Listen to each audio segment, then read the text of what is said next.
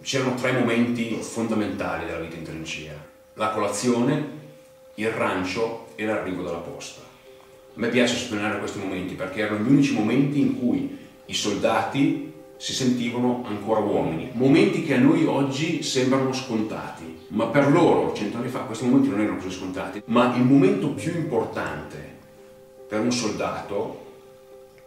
ancora di più della colazione, ancora di più del rancio, era l'arrivo della posta.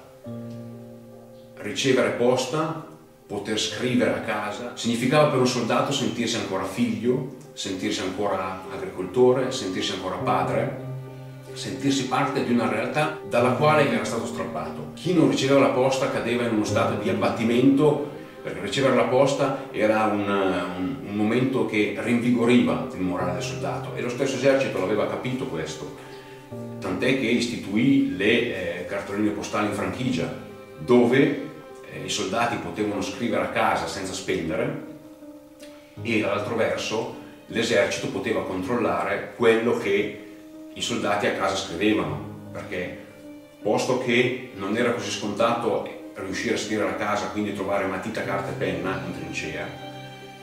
è vero anche che non si poteva scrivere a casa tutto quello che si voleva per via della censura militare, che altro non era che il grande fratello di Cadorna per controllare il morale delle truppe e per fare in modo che non trapelassero notizie sensibili all'esterno su operazioni militari.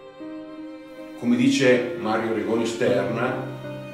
a proposito della corrispondenza del fronte, mi piace citare questo passaggio: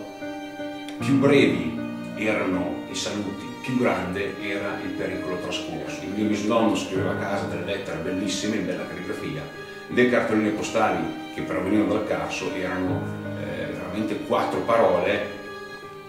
non preoccupatevi di me, io sto bene, godo di ottima salute, finito. E sul Carso le bombe cadevano in continuazione.